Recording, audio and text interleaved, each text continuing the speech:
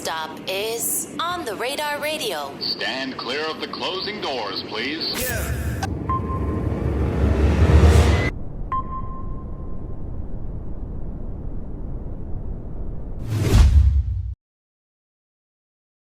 Yes, sir, baby. Welcome back to the frequency at On the Radar Radio. Today, the one, the only Rapsody is joining me today. What's up, sis? What's How you up, man? I'm happy to be here in the bodega. I ain't gonna lie, you really got us in like a good vibe today. Like we were both like, we're gonna take our shoes off. We both been running around today.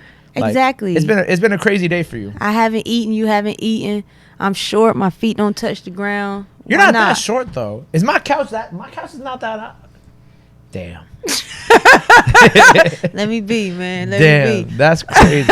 How is this like? Obviously, like the album. By the time people seeing this album is either getting ready to come out or it's out. Right. How has this like press run so far been for you? How are you feeling right now? Oh man, excited, free. It's been great feedback, response. I created it from a place of freedom and growth and experimentation, and I did a lot of it with Mr. Porter. He executive produced it from Amazing. D12. I felt like it was 2012 again. You know, like you just get in there and do it and try things because you love it. And you just being free. That's what hip hop is. Right. You know. But it just came with a lot of growth, some traveling to Africa. Yep. Yeah, it's been great, man. We're gonna dive into all that because I want because I know about the whole trip and everything like that. Okay. I was literally reading your Rolling Stone Africa cover the other day. I read like the whole thing. It was very interesting. I want to dive into that. But it's funny how you're talking about like it's 2012 again because I feel like this has kind of been the year too that people have been like leaning into like nostalgia, but not just like nostalgia like of like not nostalgia for nostalgia's sake, but like nostalgia of like I feel like this year has kind of like not everybody, but a lot of people reverted back to like things in the past that have like inspired them to create new things. Like you talked about how like you feel more free now than you have before, right? What do you feel like, because 2012 is a very specific year because most people like, I'll say 2016 because I felt like that was like one of my most free years, right? But like for you, what is like the significance of like the year 2012 for you? Like why do you kind of refer back to that being like the most free that you ever felt? Man, it was the year that I recorded and put out my very first album. Okay. Right? And those are the times we wait our whole life for. So I just recall like the excitement of it, the joy, like not even caring about awards or anything. I was just happy to put out some art that I created, with people that I care about and they cared about the art like me. And it was just that free. Like I can't wait to put out this that I've been thinking and dreaming about forever, and for people to hopefully like it and feel, any type of inspiration or anything at all from it. It's just like the excitement of that, and I made something. I'm ready to give it to the world, It's kind of funny because like you hear artists talk about like the first album stories and like, those early days. And it's kind of like, it's hard to keep that same type of love as you go through, everything that, I've been in the music industry for 10 years. Obviously, Same. it's about 14 years now since the first album, right? So it's like, there's a lot of things that happen from like that point A to point B in like these careers that can like make you fall out of love. That same love that you had when you put out that first body of work to like now, right? And obviously you're in a great place now. Like obviously you talked about experimentation on this album. Like I said, we'll get into it. But what has been like your main source of like your ability to like keep that love or what have been like the little things that you may do on a day-to-day basis to make you still feel that love? Because honestly, and I know you probably been through it too with the business side, it kind of twists everything, right? So like how do you keep that love going? Yeah, that's why I said 2012, because everything after that and in between was like, oh, you need this thing to do, you need this validation, you should check this off your list, does this make me good, not good? Like you go through all of these thoughts and you're trying to figure out how to place yourself in it. And then I did Please Don't Cry, and I unplugged from all of that, right? And I think though the things that have kept me grounded even on those challenging, frustrating days was one, before I put out any project, Ninth and Young Guru told me, I need you to define your why right now. Like, what is your why? Why are you doing this? What is your line where you have to say, I can't sell myself, my soul, my artistry, my authenticity for anything when you pass this line. Like, so I defined that early. And I've always moved from that. Even when it got frustrating, I always knew where to go back to. The people around me, they always poured into me, you know what I'm saying? And sometimes you need people to like redirect your view, you know what I'm saying? Yeah. Like you may put the blinders down, now you're looking to your left and right. You need some hands to keep you forward. You know, a lot of sitting in silence, and then, you know, you got to hear what's inside. Turn the volume down on all the noise, things like that. Like, and even just going back during the pandemic, I would drive to New York like 6 or 7 times that year, you know, by myself. I'd go there, stay a couple days, and drive back. It was an easy drive because nobody was on the road. But I would just listen to, like, you know, Lauren's Unplugged, or just album Nas, Illmatic, Reasonable Doubt, and memories are attached to those, and you find yourself like your most pure, innocent self before all of it. So you remember like the feeling that it was and that you're chasing, you know. So it's those things. Right. What you mentioned, like when you're talking to like Guru and Ninth, like to define the why. What is like that definition like for you? Like what is that like? Inspiration. Okay. You know, and it's not always gonna come with like a RIA certification or Billboard top 10. It's like you put out music and you meet people, you read comments, you tour, you get responses, interactions, and people have stories connected to your music. You saved my marriage. You helped me understand my black girlfriend better with your album Eve. Little 5-year-old girls in Africa, I want to be like you when I grow up. And you understand the responsibility of what you do, right? You know, and even the business, it ain't about the most talented person, or, you know, purposeful music and message music is always not what's harmonized with everything else. So you have to trust that, like, yo, I want to be, you know, that artist for people that need that. You know what I'm saying? What would I need in this time for myself? You know, what feels good to me? Like, what story do I want to tell that I feel like people need to hear that? And just operate from that place, because there's somebody out there that needs to hear it. No matter if it gets you the greatest album of the year award or not, you know, like you have to be solid in operating from your purposeful place and be on assignment, you know, like that's my thing. Like, yo, I got to stay on assignment. You know? Stay on assignment. Stay on assignment. Absolutely. And that's to be a truth teller. However that comes, you know, every album is a snapshot of my life, what I'm observing, what I'm feeling, what I'm going through. And that's my truth. That's how I tell truth. What are you feeling right now? What you feeling about what you seeing? What's happening with Nolan Wells right now? You know, how you going to document that? Like, what are we all feeling in this time? The joy, the challenges, all of it, you know. So, and some years might be all fun. Then that's what we're going to create. But that's what I do. Like, yo, what's my truth in this moment? That's real. I love that, because it's so funny. Like, it's funny how like I'll do interviews and like my last interview will connect to my current interview, and it's because like as you're speaking about that, I'm thinking about I interviewed Maya the Don, who's from New York. I love her, and she's so incredible. Her new album is amazing, and like her new album, kind of like what you were saying about being true to self. Her new album, like when she was here, like a week ago, she was like explaining how like her new album was like her returning true to self.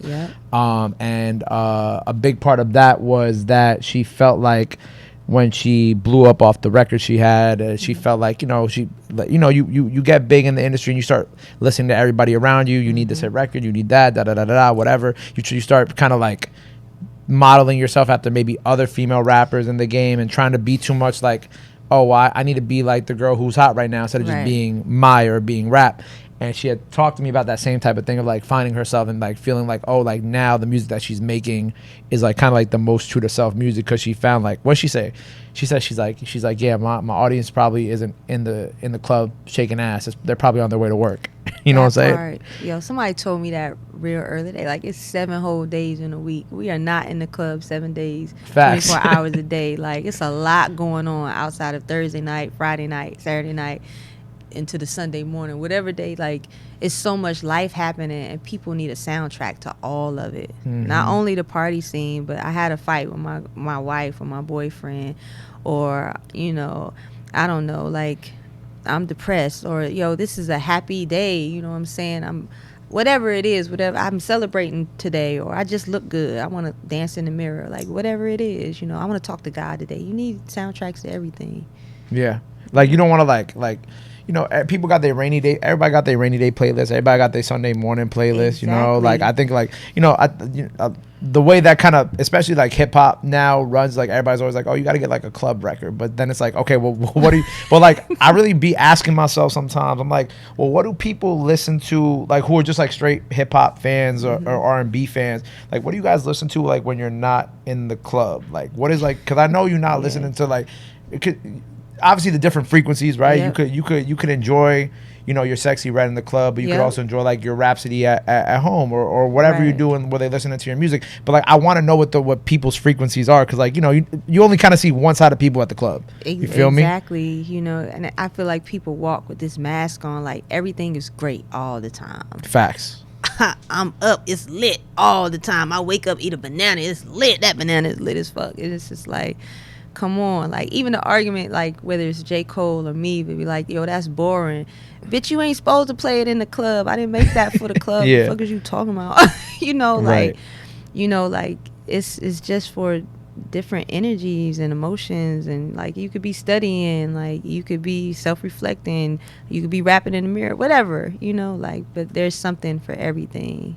Right. And that kind of brings me to like, because we didn't get to do an interview when like Please Don't Cry came out and you came and you performed here, but I know like this album's like very like, that album was very deeply personal to you as like a self-reflection tool, because of like, I had read what like No ID had said to you, like about like, I think it was like like everybody knows you can rap, but not everybody knows like enough about you, right? Which that kind of leans into even us, that conversation of like the club and at home, because like I feel like the music you create is so personal to a lot of people, and that like people really invest themselves in your music because of like who you are, you know what I'm saying, and the context of like what you're creating and the music, like you were talking about, like all these like people listen to certain songs to heal, or they listen to certain songs if they're arguing with somebody, and vice versa. When you were creating like Please Don't Cry, and as that was kind of like a self-reflective project that kind of made people more aware of who you were, what was like the process going into that one too? Ooh, that was challenging. It took a while to get through it. You really have to be brave. You have to allow yourself to burn. You have to audit yourself and look at yourself in the mirror, right? And have some grace with yourself, like I don't have to be perfect. I bleed, I cry, I laugh, I joke, I get frustrated, annoyed, just like everybody else, right? And I also had to like take myself out of it and be human and be like, when I'm listening to music, what are they talking about? And it'd be real life stuff, right? And that's the stuff I relate to most. So it's like, why can't I give of myself in the same way? And a lot of surrendering, and affirming yourself and learning how to love yourself and unplugging from all the illusions of what, a perfect person looks like. It doesn't exist. We all are hiding some things, dealing with some things until we set ourselves free and just allow ourselves to be. So it was going through that process and what it looks like, and it can be scary in the beginning when you're not used to being naked for people. It was very new for me, especially like how I grew up. I didn't feel like I ever had a space to really not be perfect or not be a good girl, rather. You know what I'm saying? It was always fear of not only disappointing the people that love me, but now that I got this mic and responsibility, and like you want to be looked at in a certain way, and it's like I don't want to disappoint y'all either, that I'm just human. But no, that's like what you need to do. And the more I started doing these records, and first you playing for your best friend and people that you trust, and then you playing for more friends, and then you start playing them for other people, and you realize like, oh, everybody going through the same thing. Like whether it's the song about a married man, or my aunt that has dementia. I've had so many people come up to me and they'll be like, yo, I went through that too. Or my mother has dementia, or so you realize that's what it's about, having a connection with people. And it just makes it easier to just be. And two, because you don't care anymore what other people think. I feel good about myself. You felt like after that album, like you didn't care anymore about what people thought. No. But before that, you felt like you cared? And to a degree, absolutely. Because I was chasing things that just, it wasn't real. You know, we use it as markers, but it's not real. A lot of this is fabricated. You know what I'm saying? At the end of the day. So once I learned that, I'm like, what am I doing? I'm not doing that. What do you feel like you were chasing? Like, was like a feeling, validation? Okay. In a way, you know, like it didn't have impact if it didn't reach this marker. You know, you ain't got no plaques. You never won a Grammy at the time. You never won any award. You never performed on any award show. Like, you've never been on the cover of a magazine. Like, all these things that I didn't have. You know what I'm saying? But none of it matters because I have the people. At the end of the day, that's all I ever wanted. That was my marker. Now, somebody else may want those things. And if you want those things, there's nothing wrong with wanting those things. But they were never why I got into music. Yeah. I wanted people to feel about my music how I felt when I heard the Miseducation of Lauryn Hill, when I heard The Score, when I heard Illmatic, when I heard Reasonable Doubt. Like, I wanted to give that feel. I wanted to see people riding around their car listening to my records. Right. Well, a lot of those things came full circle this year, but we'll talk to that. We'll talk about that later. Still. Yeah. So it was that, man. You got to pull the veil off so you can see, or you got to pull the curtain back and really see the wizard behind it. It's just another mortal man at the end of the day. Yeah. That was. Do you feel like that's what when you were even promoting that project and like the kind of like looking in the mirror you mentioned me before was also like a very big part of that project too. Yeah. Is that what you felt like when you like look in that mirror when you were creating this? You're like, oh, like all these things about me, seeking the validation, the X, Y, and Z. Like, I had to look in my mirror and talk to myself. Well, why aren't you enough for you? Like, where did that come from? I had to do a lot of work, intentional work, in all areas: spiritual work, mental work, physical work, changing my diet. Like, I needed all of it to have a better alignment with God and to hear myself and see myself in a different way. Right. You know what I'm saying? And be okay with like, you just living life and figuring it out, and everybody has their process and everybody has their timing, and this is yours. But at the end of the day, you still got to do the work to find your way back to you. Like, outside of everything, politics, family, religion, school, friends that shapes you and gives you that. You got to drop all of that. I tell people you got to get naked. You got to get completely naked with yourself. Naked. It's a visual, but you got to get completely. You got all on these clothes and everybody else dressing you. You look in the mirror and you're like, this ain't me. So you got to take all that shit off and get completely naked and go in your own closet and put your own clothes on and then step out. This is who I am, and I like me, and I'm fly, and I feel good. I like that. Was therapy like a part of that whole process too? Because you're talking about all this work you're doing. Was it more so like just work you're doing inward, like shadow work, or was it kind of like you were actually like going to therapy and like figuring all this out at the same time too? Yeah, it was definitely shadow work, ego death. It wasn't therapy in the sense of like I had a professional therapist, which I still plan to do. It's taking me I found somebody I like, but it does take time. It's taking me a while to find my person, right? Yeah. But I still did a form of therapy on my own. Like I was working on a film with Sanaya Lathan during this time in like 2021.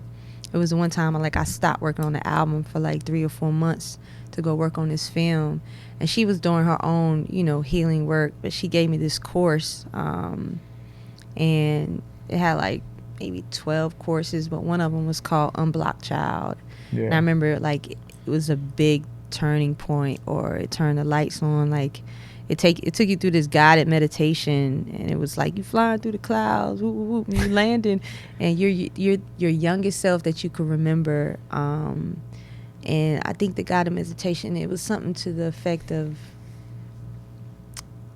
it was to the effect of what's something at your youngest age that you can remember where you learned love or self-love or what that was. And for me it was like maybe like 5, 6, 7, doing nice things for people and oh, you're so sweet, you're so loving, you're so kind, I just love you. And it's just like, oh, okay, like the more I give of myself to others, that's how I receive love, so you put yourself on the back burner for your whole life, what I'm saying? And that's his own thing, that now that piles on other things, so it was stuff like that I had to do. To me, that's his own form of therapy. It's just not with a professional. So but the album itself did feel like a therapy session a little bit. You know what I'm saying? Obviously, because like the way that you structured it, the interludes with Mr. Shot, of course, like it felt that it was definitely given that too. You know what I'm saying? Yeah, I let people in. I let them see what was happening in here, what I was feeling in here. You know what I'm saying? How that affected everything outside of me. And how to get through that. Allow yourself to burn. And then you come back to Phoenix. You know what I'm saying? Like, it's a journey. Then you get back in your bag. Like, that was the walk. Right. I feel you. Like, 'cause I feel like even like what you had mentioned about like realigning with like the things that you do and how you eat and all that. I feel like that's what I kind of been on lately. Yeah, just I see like, you. Yeah, I peeped it. You know what I'm saying? Just trying to like be. Well, I turned 30 next week, so it's like. You know what I'm saying? I feel like birthday. Thank you. But I feel like I'm getting to that point where it's like I've also been like realigning who I am too in that sense. So that's why like even when we were getting ready for this interview and kind of revisiting the album, I related to like a lot of the things that you were talking about, because a lot of it is like, and I was talking about this with like one of my mentors earlier. It's like once you turn 30, like you work your 20s up to get to somewhere, and like then you're 30 and you're like, oh, I'm here now. So now I gotta like figure it out and also like realign if I feel like I need to realign, and also sometimes find out why you fell in love with this to begin with in the first place. You know what I'm saying? Right. And like it's just kind of like I'm not exactly sure what the word I'm looking for is. Like I guess just finding yourself again. That's it. We all are on a journey of returning to self. Right. And our most purest, untouched self. Right. And you feel like you've returned to that purest, untouched self. Hell yeah. I mean, look how we're sitting. This is definitely. I haven't taken my shoes off. I got a hole in my sock. You got a hole. Why would you point it out? Nobody's gonna say nothing. Because I see it. But it's okay to have a hole in your sock. It is okay to have a hole in your sock. Exactly. I thought Sam was looking at you funny. I'm looking at them. Oh, you look at them. But when you came last time, you had the mask too, right? Yeah, what was, yeah. I always wanted to ask, cause I didn't get to ask you that day, but what was the whole concept with the mask being a part of like a lot of the performances you were doing for the album? The mask, the album cover with the veil. Yep. It was a part of you that you do mask, that you do hide from the world, that you don't show you're not vulnerable, you're not comfortable allowing people to see, how human you are, that you feel. Right. Because you got to be strong, you got to be tough, you got to be, I can't be shaken, I can't let you see me slipping, whatever that looks like, So that was like, stylistic wise, my storytelling, like I got this mask on and I'm ready to take it off type thing, so I can see the world better and the world can really see me. Right. And I feel like as we're going into obviously this new album, what I'm saying, God Got an Afro and Go Hoops, like the story of, and I'm gonna let obviously of course let you tell it, but like the story of like how you kind of came up with this whole project is like extremely interesting. Obviously it feels like obviously an expansion of what you've done before, but also like you said, like this is like the most creative freedom that you felt like you've had for a while.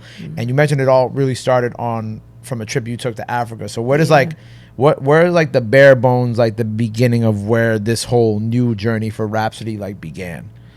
I would say like towards the end of 2024 on through all of last year. I put out Please Don't Cry. I did a 21-day cleanse. That was a whole nother level of alignment. Cleanse of what? Things I was eating, like it's like a flush of all your organs. You know what I'm saying? But within that, like no sex, not that I was having any anyway.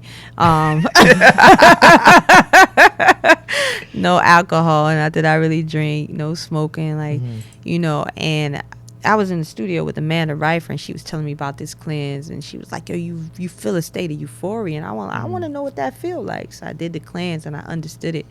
It was the most mental clarity I ever had. Like spiritually, I could feel and just feel things differently. It was it just felt good. So that was just a deeper connection. I was intentional with my days, you know, waking up 5, 6 o'clock, meditating, reading. Then I would go work out, and then I would start my day. It was like clockwork every day. Then I'm traveling to new areas, Brazil for the first time. Then we go to Europe, and, you know, then we do American tour. So, like, this is a new, freer, more evolved, fearless, self-loving person, and I'm traveling the world, I'm talking to people, and I'm having all these experiences, and I'm putting everything I worked into practice. You know what I'm saying? So, you know, I'm just becoming more strong in that way. And you get to understand your journey, you know, why you went through everything, what was the purpose, like what you learned from it, how you're applying it now. And that's where the freedom and the peace comes from. You know, things that used to irritate you more, they don't bother you no more. Like, you people's energies or whatever, that you don't have to carry them. I could just observe without judgment. You know, that you just on a different part of your journey. Because, again, everybody got their own time. And so you just look at everything differently, you know. And things you used to value, you don't value them anymore. You know, you put more currency in other things that necessarily can't touch or feel, you know what I'm saying, in that way, like relationships with family, you know, all of those things. So that was it. And then after the tour, I think January, I got in the studio with Madlib, not with Madlib, but he sent me beats. So we working on the project, the album that we're doing, and that was the beginning. Like, I just went in, and it was like, I just want something that feels good, you know. Soul, boom, bap. What does that bring out of me? Like, and I just went from there. Like, I didn't think about, you know, what people may want to hear. Like, these are the stories that I'm telling based on where I've been, you know, what's on my mind, how I'm feeling. And I reread my favorite book, No Disrespect, by Sister Soldier. Like, I was doing things like that. Everything that I was liking style-wise on Instagram was Africa. Like, I was just being drawn to Africa and Pan-Africanism so much, because I think that was a big part of how I saw myself, you know, and the artists that I listened to growing up, and the books that I read, like movies that I like, you know. And I'm experiencing this world under this administration and everything that's going on. Like, it's so, like, I'm happy and joyful, and the world is all gone to shit, you know what I'm saying? Definitely. And then I'm looking at the attack on black people. It's like all of these things. So all that is affecting me. But I'm just being called to go home to Africa. That's all I know. So I called my team, and I was like, I got to go to Africa. So I went, you know. Where'd you go specifically? I went to Accra, Ghana for 6 days. And then we went to Johannesburg, South Africa for 12 days to record the album. Okay. Yeah. Wait, so the whole album was recorded in 12 days? No. Okay. But that's where it started. But that's where it started at. Yeah, outside of like the Madlib tracks, which they were from him, but I ended up putting them on the album. But it really started in Africa. Okay. Yeah. But before then, there was also, like, I had read that you had went to the Smithsonian Museum. Yeah. Just the seeds being planted. You know what I'm saying? Like, one of my good friends is a curator there, Timothy Ann Burnside. She's amazing. To anybody who's had the opportunity to meet her, she hit me. She was like, "Yo, we have a new exhibit. It's on Afrofuturism. Amazing. Black people in space. I want you to come see it. You want to come see it?" Everything that she had, always, if I'm like, yeah, I'm coming. So I'm getting introduced to, like, Sun Ra, who I hadn't, you know, I didn't know about before that necessarily. And I'm just learning about the doggone. And now I'm curious, like, my curiosity is spiked, because this is all kind of new to me. And it makes me want to go listen to Sun Ra. And then I'm researching doggone people and the Dogon people. And, you know, I'm just diving into it. You know what I'm saying? I'm listening to, like, a lot of D'Angelo and Voodoo. I'm going back to Michael Jackson. I'm listening to a lot of Grace Jones now.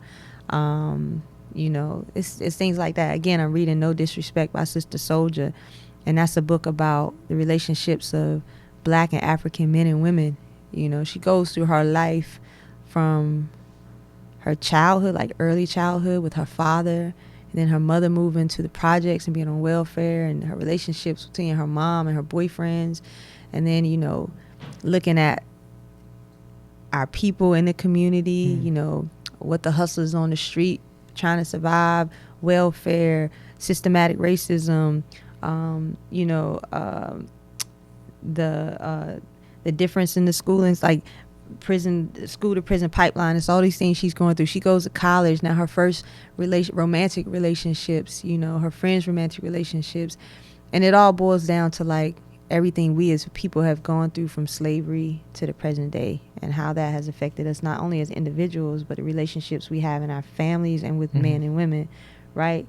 So the same way, like I'm listening to Lauryn Hill's Unplugged, and I hear it differently at this stage in my life because I've experienced so much.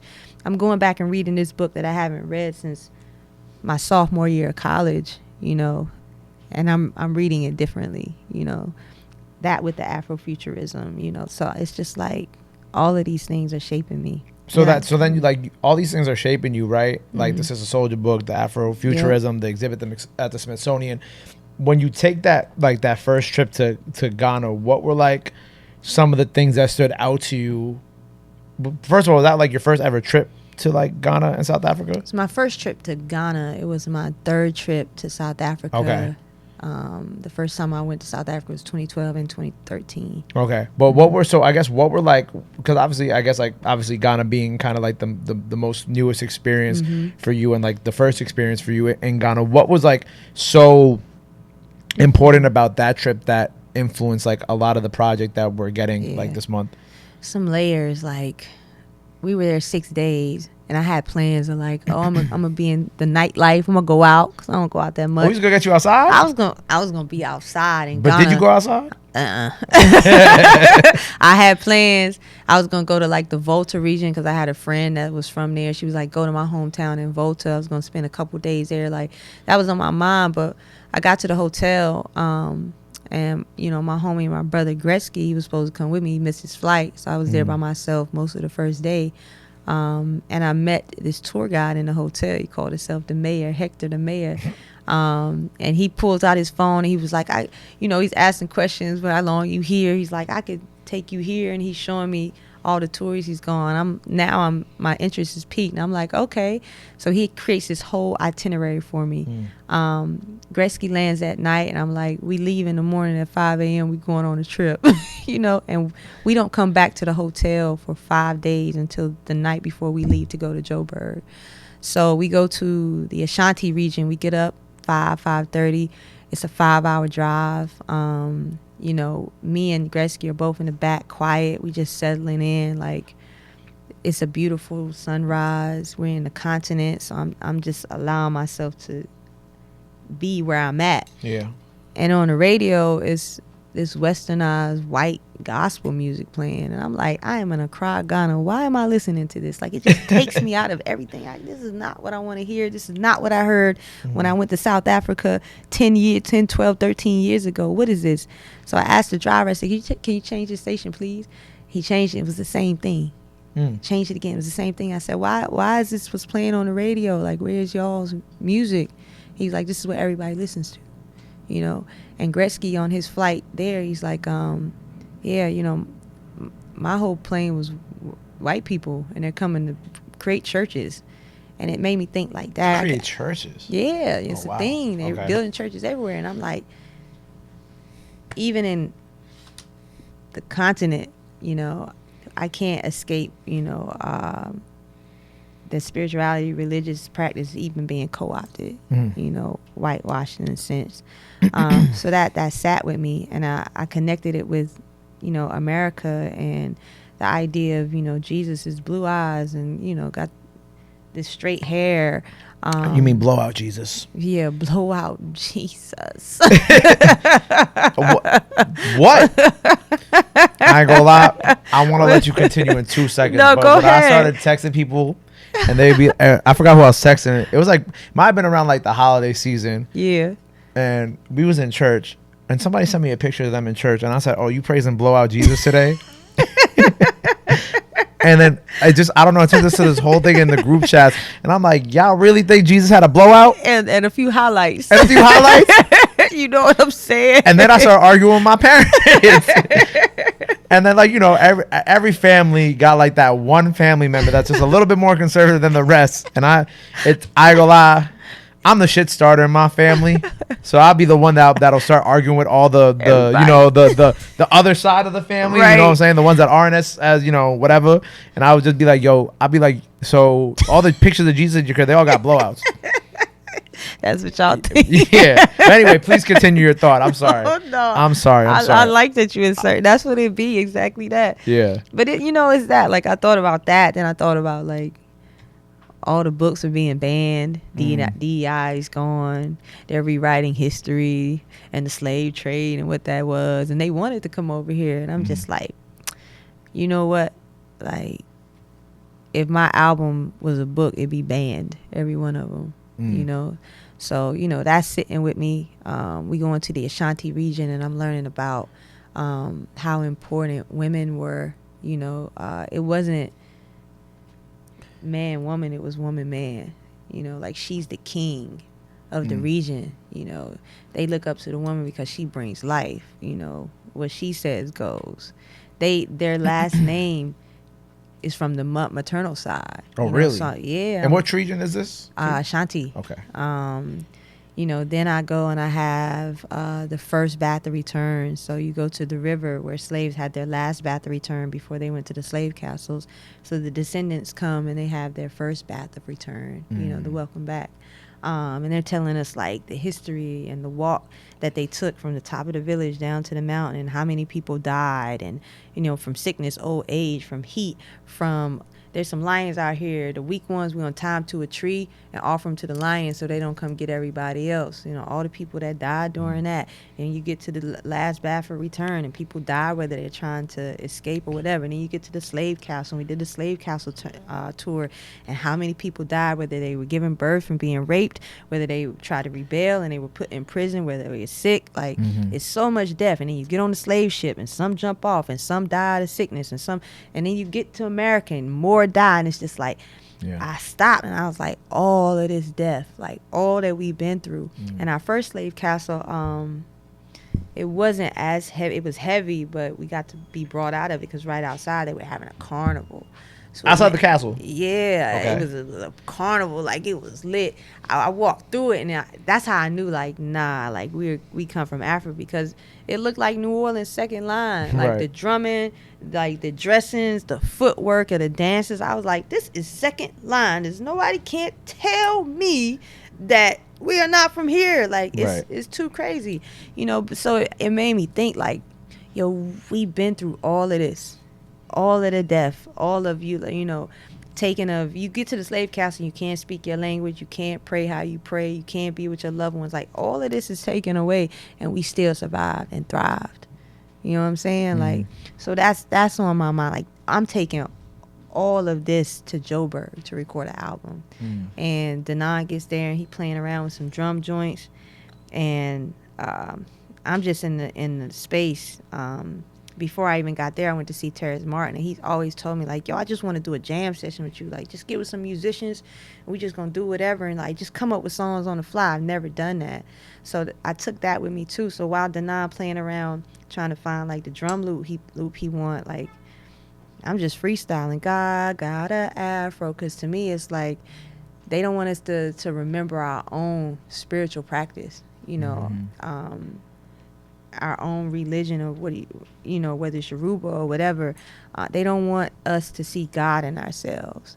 So it's like, God got an Afro and gold hoops. You know what I'm saying? God is not a man, woman, child. Is not a certain color. Like, God is in all things. So you got to see God in yourself.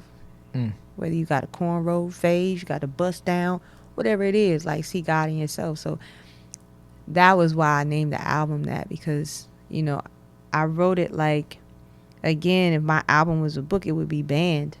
So if somebody found it when they weren't supposed to find it 100 years, what am I telling them? What codes am I leaving them?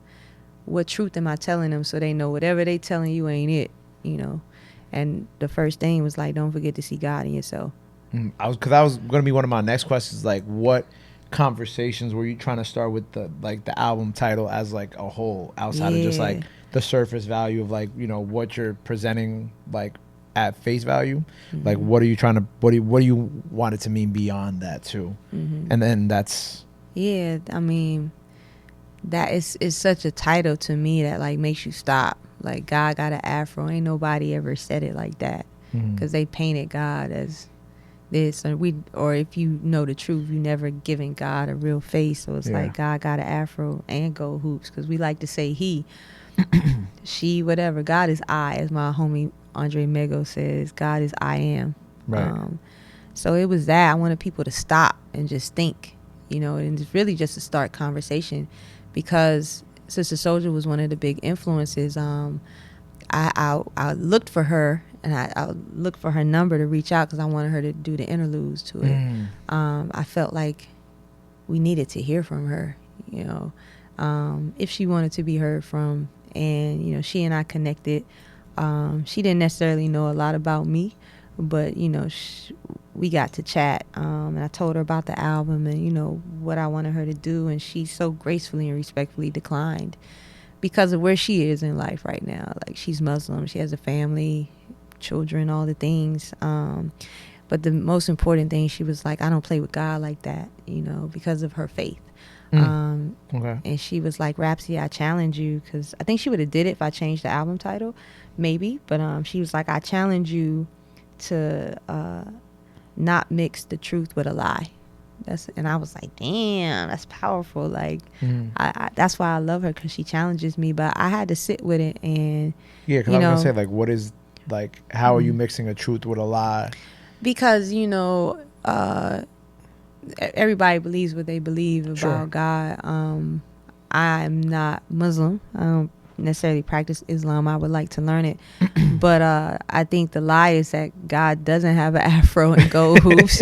God doesn't necessarily look like anything. God is light. God is love. God is far beyond our comprehension of what it could be. Because even in her note, she was like, not even in satire, and that was the challenge, and I respected it. But I had to sit, like, again, like, for me, what I felt like my assignment was to just start the conversation. That's it. Like, you decide what's truth for you, know, but in doing so, you gotta have the conversation. So I knew my intention. Like, I definitely aligned with her sentiments, but, I feel like there's so many ways to get there, to get people to even think about it or want to speak about it. I should have asked her just to ask, but I was like, I would have loved for her to just get on the album and say that, like, that would have been cool. You know what I'm saying? Like, but like you said, like, everybody has like their own interpretation of like of like God. I mean, like, to some people, it's Jesus with a blowout. You know what I'm saying? Sam, what? Right, man. He got them cracking up right here. To you, God has an afro and gold hoops. You feel me? To like other people, it's like no one can, like, I think that, like, I fully understand, and of course I respect her viewpoint, but like also, like, no one knows what God looks like, so you can't really you can't really claim one thing unless you've had that experience, which I don't think any of us have really had. We've all had our own individual experiences with whatever we feel like ourselves and connecting with God and so on and so forth. But like, you can't just, who's to say that me being like, oh, God is a Caribbean woman with gold hoops and mad tattoos. How's that? Like, everybody has their own interpretation. You know what I'm saying? Yeah, and God, like you said, God is a reflection of all of us, which is, I feel like, is also what you're conveying with the project too. Yeah, I respect it. You know, and I don't think necessarily she was saying. I think that was more her point. Is like, we don't know. You know what I'm saying, and maybe God is faceless. So yeah, I respected her stance on it 100%. But that interlude would have been crazy. That would have been so cool. She's so brilliant, like so brilliant. At the same time, she did so much and left us so much, with even the time that she was super vocal in the books that she's written. So, it's just like, okay, somebody else got to pick up the mic, Right. Somebody else got to go in the streets and talk and fight. That's all. She gave us the tools, the energy. And I know in talking to her, even like she's evolved in some things in her thinking. So, when she feels the need or the want to even share that, and I'm sure she will. She's always moved like that. But it's just like, at least I got to tell her how important she is to me. Right. And I'm sure a lot of people So I feel like, a lot of people, the conversation is always like, don't meet your idols. Yeah. What do you feel like meeting your idol in this case? Like, because it feels like for me, it was obviously it was a positive experience. You know what I'm saying? I mean, of course you wish you could have got it on the project, but like, I feel like, a lot of people meet their idols and they're like disappointed by the people that they've been idolizing. Right. Yeah. But in this case, it felt like you said you've had some people. Absolutely. Yeah. Yeah. Got some people I love beyond. I've been disappointed in, and some people say that they say, never meet your heroes. And, I'm never like, meet your heroes. Yep. I'm still happy I met my hero. You know what I'm saying? Because I've learned to have grace with people. They are still human. We all have things that we're working through that we're being challenged on. And if they have a human experience, and they have a human experience, but I have grace because I see you. It's not about me. At the end of the day, it's about you. You may project it on me, but it's not about me. So I got grace. I got grace for it. And I'm grateful for the times that were really cool. You know what I'm saying? Like, I may have been disappointed, at a point in time, but I still can't say like, a lot of that was cool, and I'm glad I got to experience and see that part of you too, So even in this case, like, it was very cool and fruitful. I wish to God I had got her, man. But I'm grateful, like, at least I have a line to her, and I love that I know, like, she's still challenging me, all of us. Like, I love her mind. I love that she always gonna speak her truth, and what she says, like, that teaches me. You know what I'm saying? That inspires me. So it was still a cool exchange and experience, and I was happy that I did get to connect with her. With when you were creating the project in like South Africa too, what were like? Because I feel like I had also seen you do some stuff with like a young gospel choir as well, and I know for you, like when you were traveling around Ghana, like you had mentioned, you were taken aback by the more westernized gospel music they were playing on the radio. How did you kind of like take that experience and then use that to create like this more, I guess you would say, a traditional sense of gospel music that I'm sure you're putting through on this album? How did you kind of take that and then kind of flip it to kind of be like what you actually, I'm assuming what you would also want to hear on the radio as you were traveling through Ghana too? Form of it for sure.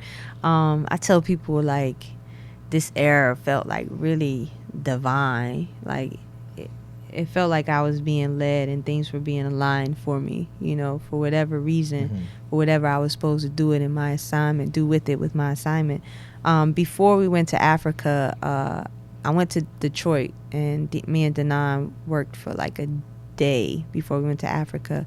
And we did like 2 or 3 joints, or we did some ideas. But one record, he was like, yo, I want to get like a choir on this, like some kids. So I told you I had been to South Africa before. There's an artist, my friend, amazing artist, Nomza Mazwai, who's on my first album, My Dear Beautiful. So I hit her and I let her know I was coming because we hadn't seen each other in over 10 years. And I asked her, I said, can you connect me with some kid choir, like a choir, some kids singing? And she's the one that connected me. So we already had the mind frame that we were going to do that for this whole other record outside of God Got an Afro. So it was, serendipitous, is that the word? That, I think serendipitous might be the word, I go on this journey and I experience that, which just doubles down on what we do when we get to Joburg. So. That's fire. Yeah. I really love the whole like idea behind it, and like something that you had also like really spoke about was like in the Rolling Stone article, to be specific, you spoke about how like joy is like is resistance, right? Yep. Expand on that for me. Like why do you feel like joy is resistance, and how do you feel like joy plays into like a central theme of like this project too? Man, when you think about like media today ain't like the media of the old. It's all owned by one parent company. So, it could be really shaped in the stories they tell you, the energy they put out, what's being fed to you, how they want you to feel is kind of like being puppeted. Everything that's going around in the world with ICE, again, like black people always constantly seeing black death. And, you wake up, with such angst and such emotion, and some people are fearful, and people hate you, dog. Like, all that comes from like insecurity and just hate. And sometimes the best thing you could do is still be joyful, because once they take your joy, oh man. Yeah. But they trying so hard. They've tried so hard since forever to steal our joy, and we still are joyful. You know, we still are dancing in the streets outside of a slave castle. You know, we still were in the fields, but we still sing our Negro spirituals. You know, we still found a way to worship on Sunday in our way, even though we had to code it some. There was always a way where we found a way to maintain our joy.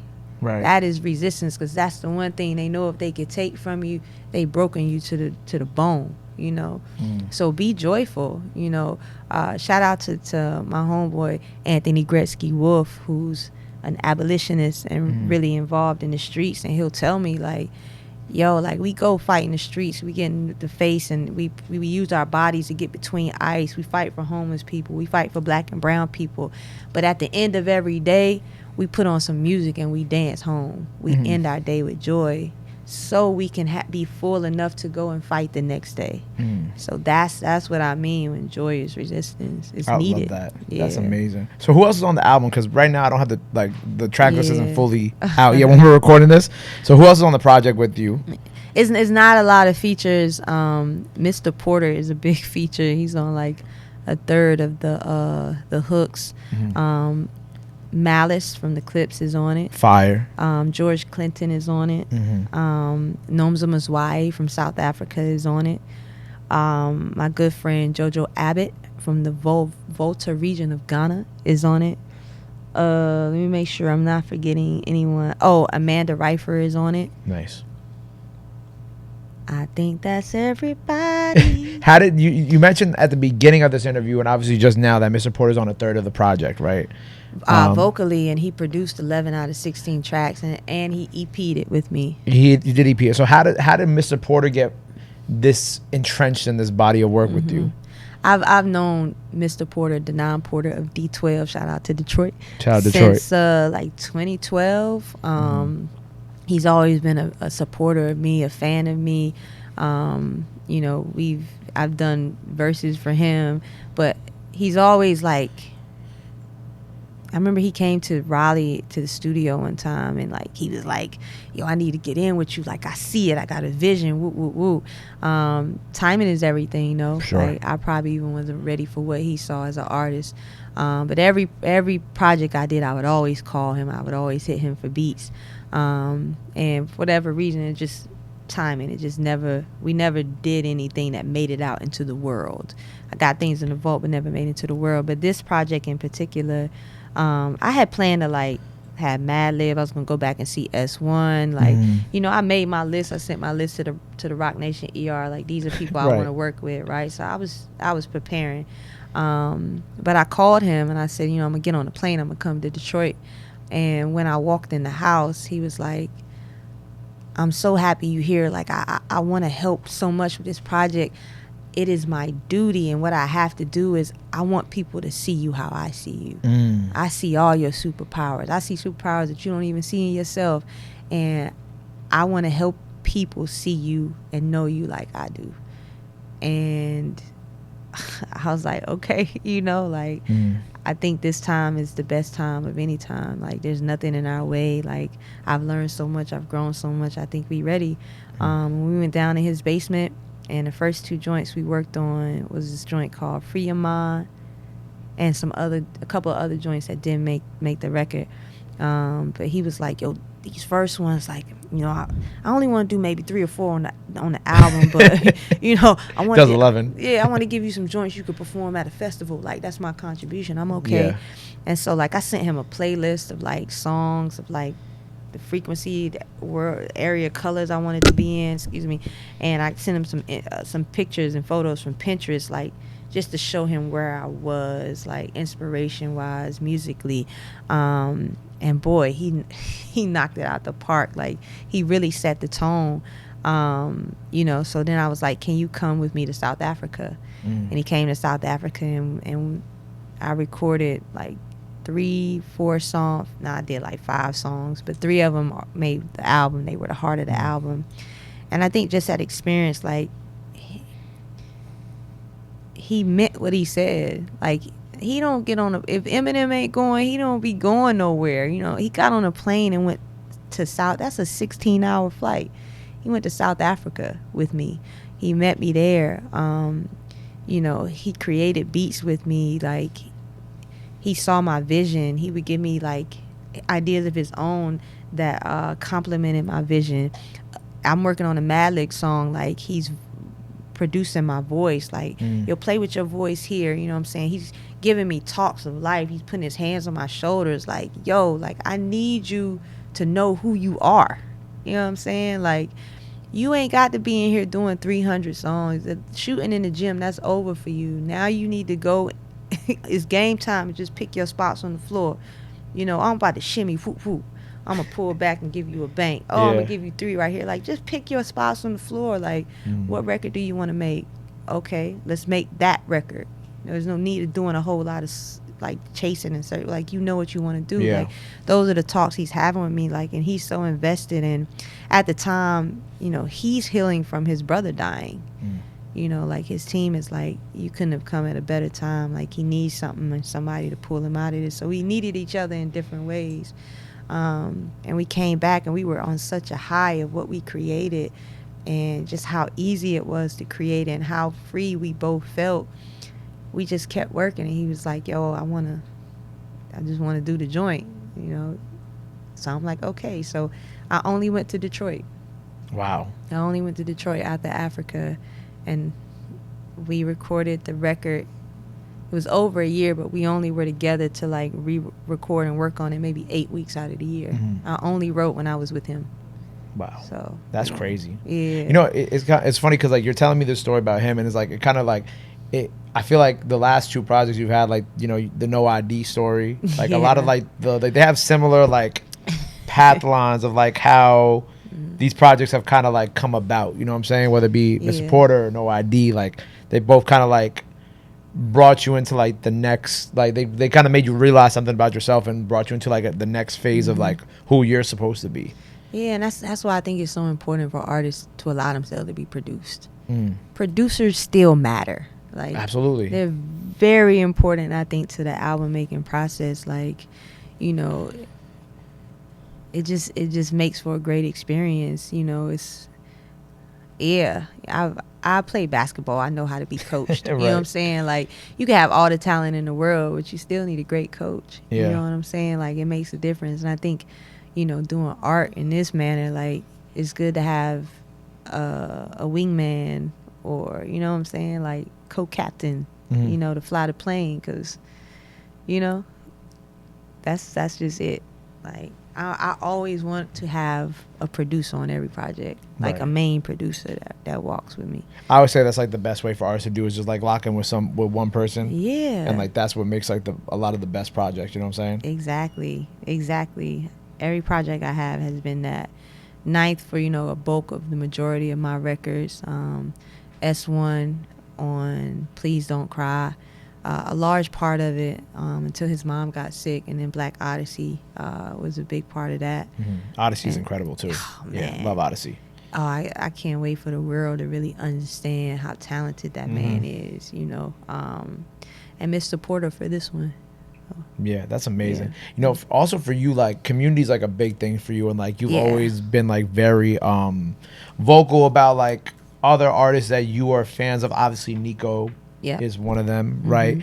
What is, like, also, like, especially now, because obviously you're further along in your career than when you first met Nico, and obviously now as you continue to build this community around you, even with the producers and whatnot, how are you, like, what is your kind of, like, approach to helping? Because I remember actually one of the last things you said to me before you left the last time you were at OTR is, like, you were like, thank you for opening the door to us. Yeah. And that always kind of, like, stuck with me.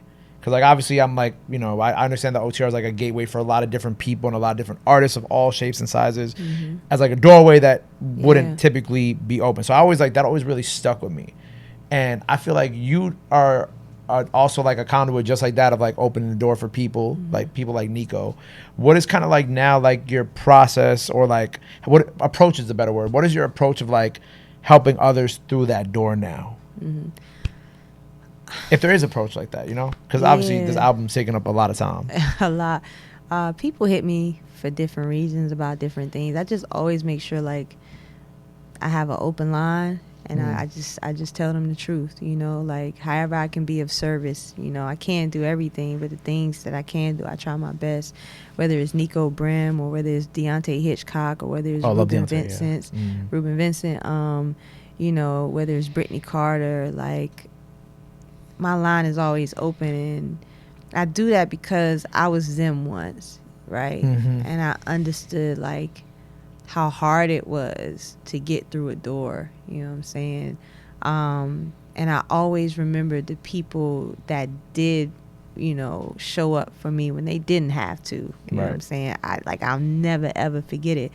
Big Daddy Kane, Estelle, Marsha Ambrosius, Rod Digger, even, you know, Sam, Carly Hustle, like from whether you artist or, you know, you anywhere in the world of what we do, like there's not a face or a name that, you know, I don't remember what they did for me.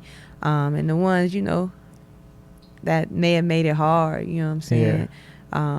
Knife used to always tell me, like, you know, some people, man, they ain't gonna do nothing for you till they feel like they can get something off of it. So you feel like they've reached a certain level where it's profitable in some type of way for them. But then there are these ones that, like, they just care and want to help. And for me, it was like, it was my duty to do the same. You know what I'm saying? Like, that's what hip hop to me is all about. Like, I grew up in a small town, 1,600 people. Anything I don't know is community, you know, and how communities show up for each other. And when I get a ticket and the state trooper like, you Roy Lee daughter, I'm like, yeah, you know, and they look out for you. You know what I'm saying? Like, my mom is one of 13 kids. My dad is one of 9. Like, I grew up in a big family. Yeah. My grandfather was like, family first. I don't care about family first, you know. But I also heard stories of him like family first, but it was community for him too. Like sharecropper, 13 kids. You got your own farm, and there's a house down the street. There's no man in the house, but there's 2 women, and they got kids, and they come down and they get your food. And my aunt was like, I was a kid asking, why you giving our food away? They ain't been in the field helping us. But it was about making sure that your people were good, regardless. You know what I'm saying? Mm-hmm. So that's what I come from.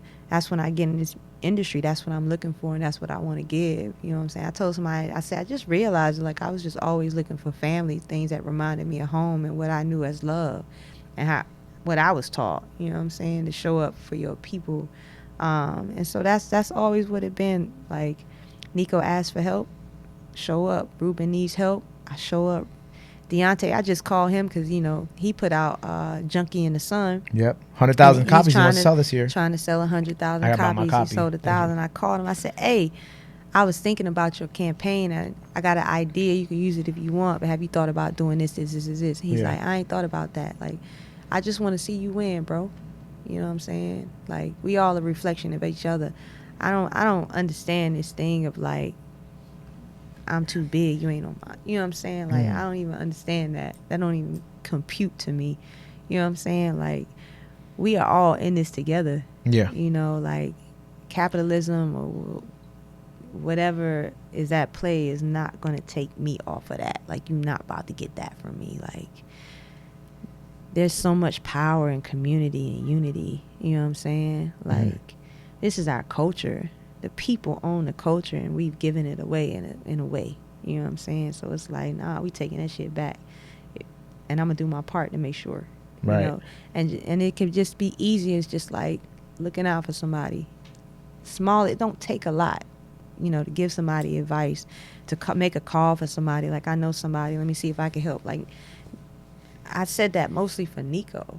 You know what I'm saying? I know it wasn't easy for him to get a lot of things that me and Andre Mego, as we each other at the time, like, were able to help him do. You know, the 2 tours I took him on, the tours I've taken Ruben on. I took Deontay Hitchcock on his first tour. Like, somebody took me on Mac Miller took me on my first tour. You know, like, it's passing it forward. It don't take a lot to inspire somebody or change their life in the smallest way. So that's what you're supposed to do, I believe. Right. Yeah. I love that. That's a great answer. That's a great answer. It's funny because I got like one of my employees. I'm gonna say this for the end of the interview, but he had a question about the record you did with Absol and Mac. So it's funny that you mentioned Mac. Mm-hmm. We're gonna talk about that at the end. Yeah. I want to talk about like a full circle moment from this last year, and that was the Lauryn Hill tribute.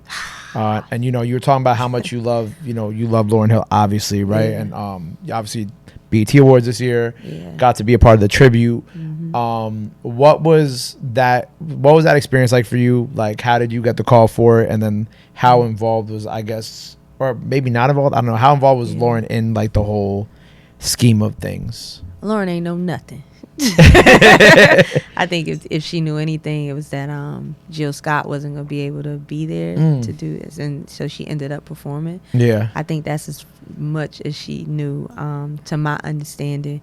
But when I saw that they were doing her tribute, I screenshot and I put it in the chat with my team. I was just like, I just put the look at eyes. That's all. I was like, damn, I hope we get this. Like, this would be a dream come true. But we just sat and we waited. And I was at the Blue Note. I think it was Estelle's show. Estelle was performing at the Blue Note in New York. And Adam Blackstone was there. That's my brother, like, legend. Oh, my God. So we hugging or whatever. And he leaned over. He was like, hey, the BET hit you? And I was like, nah, what they hit me about, right? He was like, want you to be a part of the Lauryn Hill tribute. So I'm like, oh, boy, you got to be kidding me. So that's how I found out initially. Right. But I was like, it ain't real till it's really confirmed. Mm-hmm. And they hit up my PR team, Yvette, and Ed, and they confirmed it for us, which was amazing. So, that's how we became a part of it. Adam Blackstone and Jesse Collins, Ebony Nichols, I think. If I'm forgetting anybody, I'm sorry. Were a part of like the show, putting it together, and they did an amazing job. Yeah, for sure. And that was it. Like, yeah. I said I ain't saying nothing. Did you get to talk to Lauryn after though? I absolutely did. Okay, what was that conversation?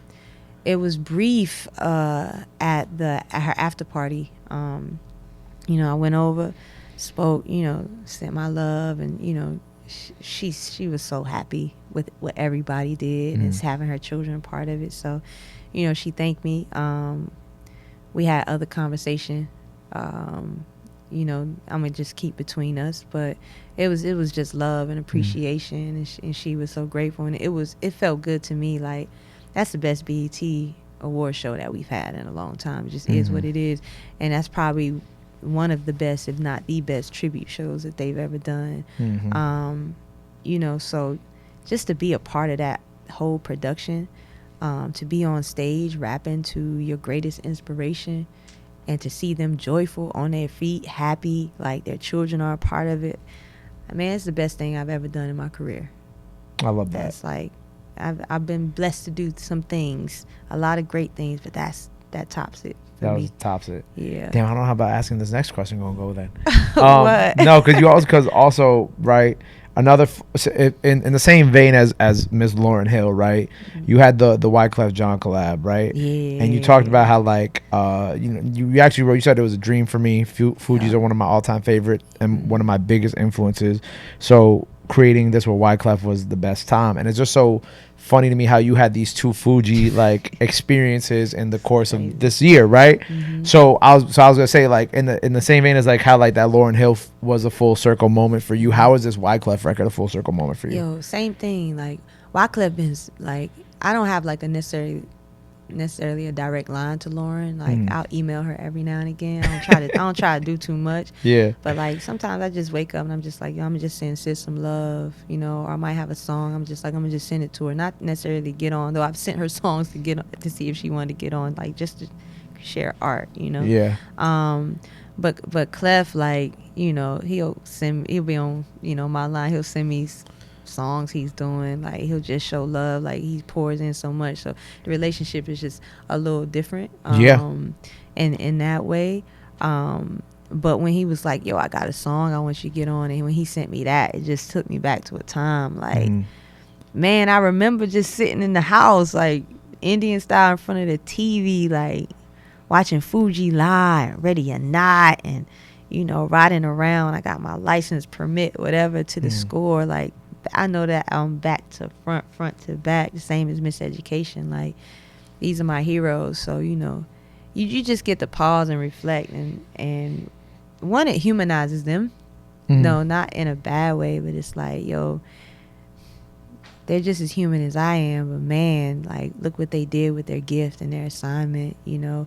And I could look to them as an example too of, like, as hard as it could be, never be unwavering, you know, in what you're doing and your walk. You know, so it was cool, like, to play. I'm like, damn, like, I got a song with Wyclef. I remember sitting in the parking lot after going in the CD store to get the Carnival. You know what I'm saying? Like, dreams do come true. Like, it's so cool, man. Yeah, I love that. Wyclef is also one of, like, the coolest people, like, ever. Yeah, he's so cool and so kind and so gifted. Like, he's putting out, what, 10, 12 albums in the next year? Like, all different genres. It's nuts. Yeah, that's crazy. Like, yeah, he's an alien. That's crazy. Well, the last thing I'm going to ask you today, right, is that Mac Miller soul question, which actually came from a member of my team. He texted me. He's like, I need you to ask Rap this today. So the question. So back in 2016, you had the Law record, right, with Soul and Mac. He wanted to know how that came about, and also he wanted to ask about, like, your spoken word. He didn't specify, but he said your spoken word part at the end. At the end. Yeah. Shit. I'm trying to think. Was that on purpose or by accident? All I remember is pulling up to the house and going down to the basement. Yeah. I can't remember if that was necessarily a planned thing. I don't think it was, if memory serves me correctly. But anytime we were in LA, we would always stop by to see Mac. You know what I'm saying? Like, he had the crib. Like, there was one time we went and he wasn't even there. He just made people open up his house for us. He was like, yeah, use the studio. You know what I'm saying? You know, that's who he was. Like, I tell people my first fans were Mac Miller fans. You know what I'm saying? He took me on my first tour. So, like, that was brother. That was family. So we were in LA. You know, him and Ab were great friends. All three of us were great friends. So I want to say I might have hit Ab. I was talking to Ab and he was just like, come pull up. So I pulled up to the house. We went down in the basement. He was down there working on the record. He played the joint. You know, Mac was on it. He was like, yo, I want you to just do some spoken word at the end, because this song is about, you know, God, but I see God as a woman. So I want you to speak from that perspective. And so I was listening to it and I was like trying to write something. After a while, I was just like, let me just get in the booth. And I probably performed maybe 4 bars of what I wrote. And after that, like, I just let it come, you know, freestyling. And that's how, like, the spoken word piece kind of came. Like, I was just talking, you know. Like, and Ab might have just told me that. He was just like, yo, just do whatever, just freestyle type joint. So yeah, it was just a download, you know, and that's how it came to be. Wow, that's crazy, man. Long live Mac, man. One of my favorite. This actually made me want to go re-listen to my favorite Mac albums. So I think swimming. Yeah. I will be doing the End of Divine Feminine. Oh, such a great, Divine Feminine, such a beautiful album. Still probably my favorite Tiny Desk performance. Oh yeah, he's got to be the top 3 for sure. Got to be the best Tiny Desk performer, in my opinion. Not, like, it's a little bit of nostalgia mixed with actual truth. You know what I mean? You know what I mean? A little bit of both. But I appreciate you for coming by today. I appreciate you. New album. I'm gonna get it right. August 22nd. August 21st. 21st. I had the 21st. I don't know why I said the 22nd. It's okay. August 21st. By the time you guys see this, might be out. Might be coming out this week. But regardless, go check it out. Go stream it. New performance from Rap on the Radar. Go check that out. And then anything else you want to let the people know before we get out of here? Yo, shouts to Mr. Porter of D12. Yes. Shouts to We Each Other. Shouts to DJ Thorough. Come here, Thorough. Come sit beside me real quick. Let me tell you something.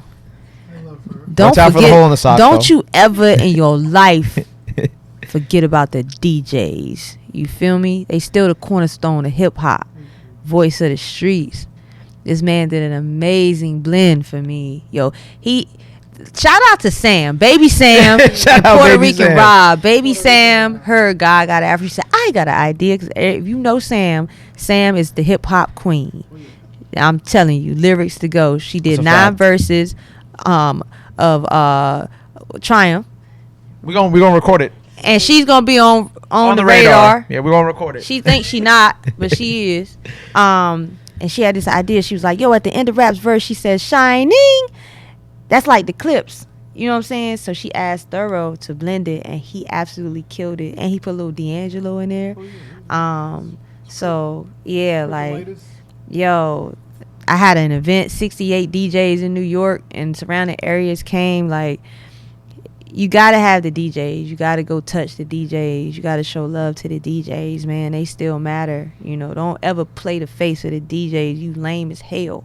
You know, so Thorough, thank you for showing up. Thank you for doing the blend. Baby Sam, Puerto Rican Rob, all the DJs from New York and all around the world, baby. You know what I'm saying? And shouts to On the Motherfucking Radar. I like that. If you ain't on this radar, it don't matter what radar you on, baby. Gabe is the one. Talk about it. Puerto Rican Rob, don't say nothing crazy. Yeah, I ain't gonna lie. You Puerto Rican Rob, crazy. Shut the fuck up. Not before my album come out, please. Yeah. Please, yo, Puerto Rican Rob. Please don't make me big. Gold Hoops out August 21st. Performance out now. Thorough. Appreciate you for sliding through. Great job on the mix. You want to say something? Get on the mic. Good. I just want to say thank you for your interest in, and paying attention to the DJs, because a lot of DJs get overlooked, Facts. And, back in the days, we were the cornerstone of hip hop, Yeah. Like Jazzy Jeff, DJ Scratch, Grandmaster Flash. So I have a lot of respect for her, because it's rare that you see a lot of artists in today's climate that puts the DJ on the same level with them, or just give them any light at all. For sure. So I am grateful for you. Thank you, man. Thank you, brother. Thank you. Like, it's so reflected. This is hip hop, man. Y'all better man. Right. Tell them, Gabe. Hey, man, look. On the Radar Radio. Shout out the DJ. Shout out Thorough. Shout out Rapsody. Make sure you go stream the album. Yeah. Stream the performance. Show them some love. Show them support. Love is free. Support is free. But y'all already knew that. Till next time, On the Radar, the frequency. We out.